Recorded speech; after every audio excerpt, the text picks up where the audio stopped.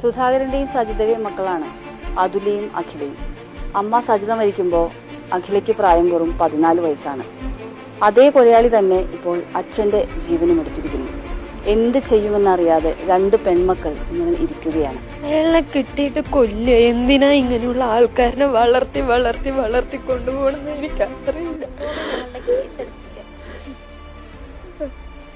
അമ്മ പോയി, അച്ഛനും പോയി. ഞങ്ങളിനി എവിടെ ഇരിക്കുക? ഞങ്ങൾക്കിനി ആരും ഉള്ളത്? എന്തുകൊണ്ട് പോലീസ് ആക്ഷൻ എടുത്തില്ല? ഞങ്ങളിനി എവിടെ പോയിരിക്കും?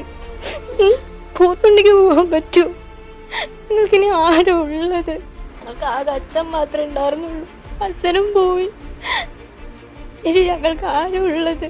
പോലീസിൽ ഇപ്പൊ പ്രതീക്ഷയുണ്ടോ? ഇല്ല, പോലീസിനോട് ഒരു പ്രതീക്ഷയില്ല. എല്ലാം കൈവിട്ട് പോയി.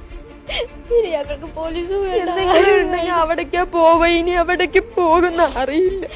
ഈ കുട്ടികളുടെ ഈ ഒരു അടങ്ങാത്ത വേദനയ്ക്ക് മറുപടി പറയേണ്ടത് നമ്മുടെ പോലീസ് സംവിധാനമാണ്. കാരണം കൃത്യമായി പരാതി ലഭിച്ചപ്പോൾ അത് കൈകാര്യം ചെയ്യാതെ വെറും ഒരു താക്കീതിൽ ഒതുക്കി പ്രതിയെ വിട്ടുകളയുന്ന ഒരു നിലപാടാണ് നെന്മാറ പോലീസ് സ്വീകരിക്കുകയും ചെയ്തത്. മാത്രമല്ല കൃത്യമായി ഈ ജാമ്യ വ്യവസ്ഥയുടെ ലംഘനം നടന്നിട്ട് പോലും അതേക്കുറിച്ച് തുടർ നടപടിയെടുക്കാൻ പോലീസ് തയ്യാറാകാത്തതും വലിയ വീഴ്ചയായി തന്നെയാണ് വിലയിരുത്തുന്നത്.